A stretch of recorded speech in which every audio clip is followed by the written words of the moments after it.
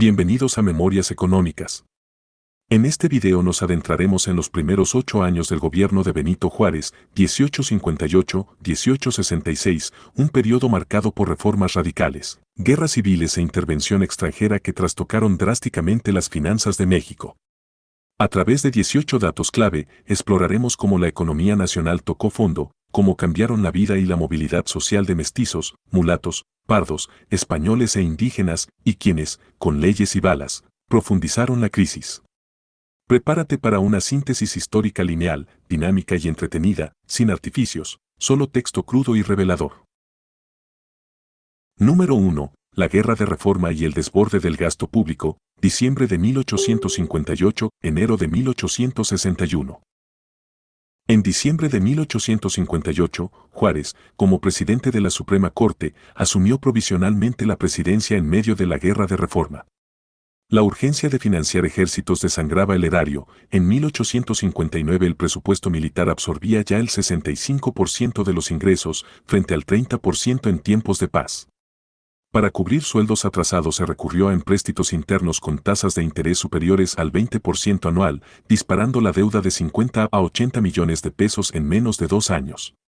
Mientras los mestizos y mulatos jornaleros veían sus magros ingresos capturados por nuevos impuestos, las élites criollas, beneficiarias de contratos de abastecimiento, acaparaban ferreterías y abastecedores militares, forjando un esquema clientelar que profundizó la desigualdad. Número 2. Devaluación brutal del peso y empobrecimiento de los salarios, 1859-1862. Para sofocar el déficit, el gobierno imprimió papel moneda sin respaldo, provocando una devaluación acumulada del 60% entre 1859 y 1862. El peso pasó de valer 4 chelines a poco más de 1 chelín. Un jornalero que en 1857 compraba 10 kilos de maíz por 1 peso, en 1862 apenas adquiría 5.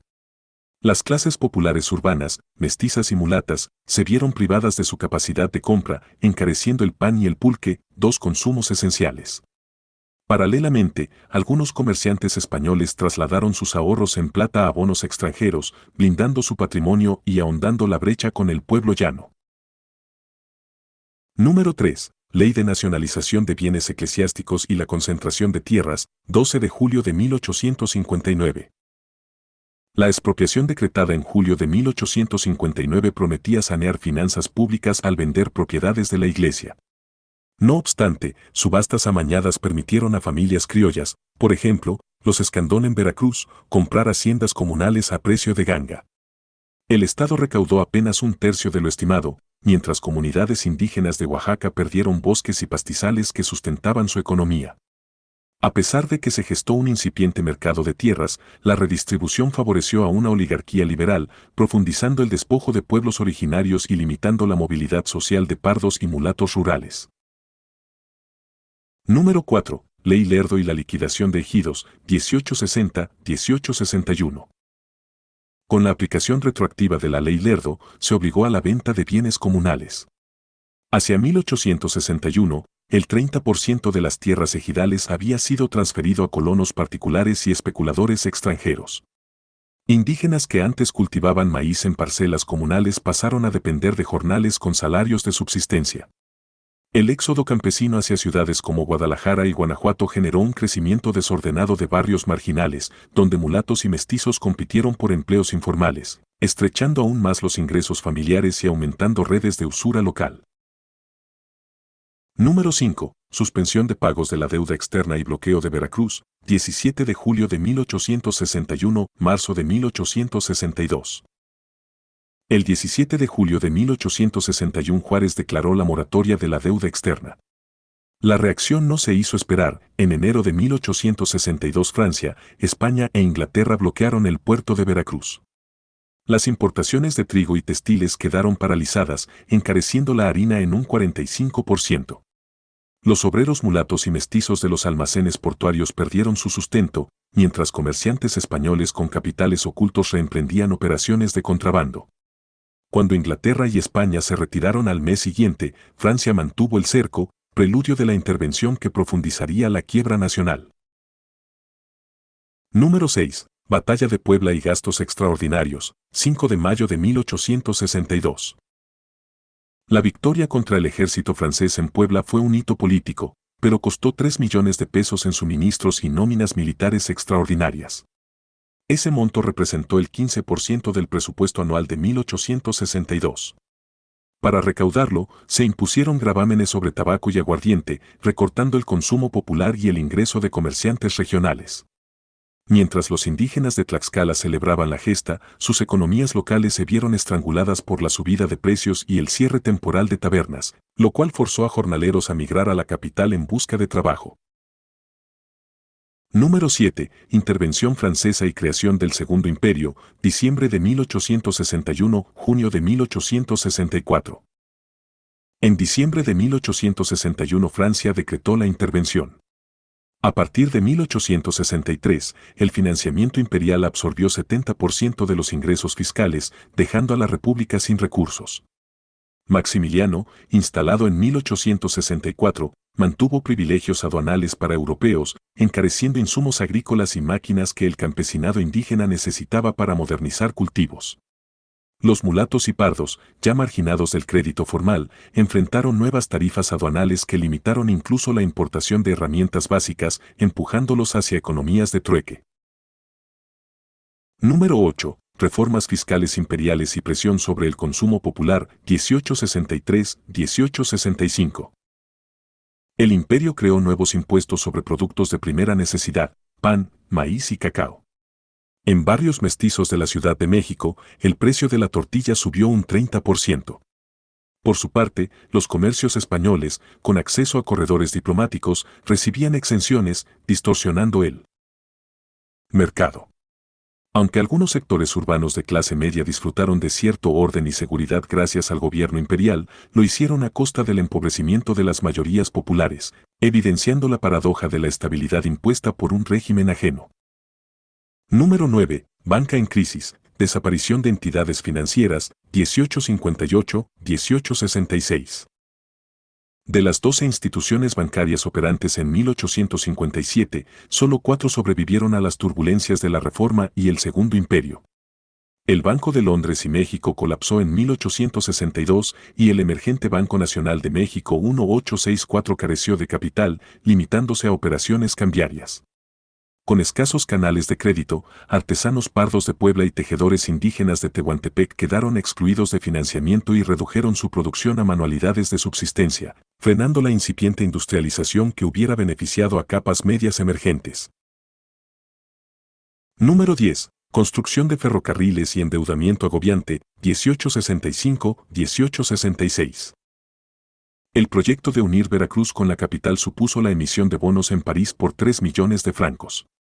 Para 1866 solo se avanzaron 150 kilómetros de vía, con costos un 50% superiores al estimado.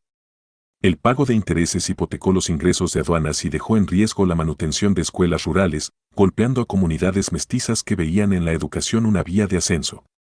Mientras tanto, empresarios españoles ligados al imperio aseguraban contratos de provisión de rieles, engrosando su fortuna, incluso cuando el país moría de asfixia financiera. Número 11. Movilidad social, ascenso de la burguesía criolla y exclusión de minorías. Entre 1862 y 1866 emergió una élite liberal criolla, abogados, comerciantes y banqueros afines a Juárez y Lerdo de Tejada. Familias como los Orendain obtenían concesiones de obra pública y préstamos a bajo interés, multiplicando su patrimonio. Sin embargo, mestizos y mulatos quedaron vetados de esos círculos, solo el 2% de los licenciamientos para abarrotes o talleres de imprenta recayó en ellos. La brecha de capital inicial se tradujo en una cima de oportunidades, consolidando un oligopolio económico que perduraría hasta el porfiriato. Número 12. Comunidades indígenas, de la esperanza liberal al desapego estatal, 1859-1866. La promesa constitucional de 1857 generó expectativas entre pueblos indígenas, pero la expropiación de tierras y la falta de apoyos crediticios destrozaron sus economías comunales. En 1864, solo un 20% de las comunidades de Chiapas conservaba acceso a sus bosques. La ausencia de infraestructura y la presión fiscal obligaron a los indígenas a trabajar como jornaleros de temporada en haciendas liberales, perdiendo autonomía. No obstante, algunos curas progresistas impulsaron cooperativas de tejido que sobrevivieron a la crisis, preludio de futuros movimientos de resistencia. Número 13. Comparativa colonial, estabilidad monetaria vs libre mercado caótico. Bajo el virreinato, el flujo de plata de Zacatecas y Guanajuato mantenía una estabilidad monetaria relativa, aunque dependiente de ciclos mineros. La apertura liberal tras 1857 buscó el libre mercado, pero la inexperiencia institucional generó hiperinflación y quiebras bancarias. Para 1866, el campesino pagaba más impuestos indirectos que en 1810, el crédito rural casi desapareció. Así, la independencia y las reformas liberales dejaron en evidencia que la libertad comercial sin fundamentos estatales robustos puede ser más dañina que el orden restrictivo colonial. Número 14. Impacto diferencial. ¿Quién sufrió más, mulatos o pardos? Aunque todos los grupos populares padecieron la crisis, los pardos, mezcla de indígena y europeo, fueron los más vulnerables, expropiados de tierra comunal y excluidos del comercio portuario. Enfrentaron peores opciones laborales que los mulatos urbanos, que al menos accedían a oficio de artesanía. En 1865, estudios municipales señalan tasas de desempleo del 35% entre pardos en Veracruz, frente al 20% de mulatos en la Ciudad de México. Esto ejemplifica cómo la etnicidad y la localización geográfica determinaron la severidad del empobrecimiento. Número 15. Figuras clave, Benito Juárez y Miguel Lerdo de Tejada. Juárez, defensor de la unidad nacional, y Lerdo, impulsor de la ley Lerdo, fueron arquitectos de las reformas. Sin embargo, sus virtudes morales no bastaron para pilotear la economía en guerra. Lerdo, como ministro de Hacienda en 1861, promovió el empréstito de Londres, endeudando al país. Juárez, fiel a la no intervención extranjera, suspendió pagos, atrayendo el bloqueo francés. Ambos encarnaron la tensión entre principios y pragmatismo, sus decisiones forjaron la nación moderna, pero a un costo social descomunal. Número 16. Conservadores y el imperio, Miramón y Maximiliano como detonantes. Miguel Miramón, jefe conservador, elevó impuestos locales en 1859, provocando rebeliones campesinas en Michoacán y Jalisco que destruyeron cosechas. Maximiliano, en 1864, mantuvo esas cargas y sumó gravámenes a la minería, ahogando a pequeños mineros pardos. La intervención imperial se presentó como orden, pero profundizó la desigualdad. Empresarios y acreedores franceses recibían pagos puntuales, mientras los campesinos enfrentaban saqueos de ganado por el ejército, desarticulando economías rurales enteras. Número 17. La ruina del comercio regional y el contrabando. El cierre temporal de aduanas y caminos militares en 1862-1863 fragmentó el comercio regional. En San Luis Potosí, por ejemplo, la falta de insumos para el curtido de pieles obligó a artesanos mulatos a recurrir al contrabando desde Texas al doble de costo. El Estado, incapaz de asegurar rutas seguras, dejó en manos de redes informales el abastecimiento, lo que generó inflación local de hasta el 80% en municipios indígenas, donde solo quedaba trueque de granos como medio de intercambio. Número 18. Semillas de resistencia y legado al final de 1866. Al concluir el octavo año de Juárez en enero de 1866, México estaba endeudado y fragmentado, pero brotaba la semilla de la modernidad. Surgieron redactores de diarios abiertos a la crítica fiscal, como el Monitor Republicano, y cooperativas artesanales indígenas en Oaxaca que perduraron. Mestizos y mulatos formaron gremios de oficios que reclamaban crédito justo. Estas iniciativas civiles fueron el preludio de asociaciones cooperativas que, décadas después, alimentarían el desarrollo económico local, mostrando que hasta en la ruina germinan las bases de un porvenir distinto. En estos 8 años iniciales, vimos cómo la guerra de reforma, la expropiación de bienes, la devaluación y la intervención extranjera arruinaron finanzas y sumieron al pueblo en penurias extremas. Sin embargo, también emergieron iniciativas de resistencia y nuevas formas de organización social. Mestizos, mulatos, pardos e indígenas, pese al despojo, plantaron las semillas de cooperativas y gremios que marcarían el rumbo económico futuro.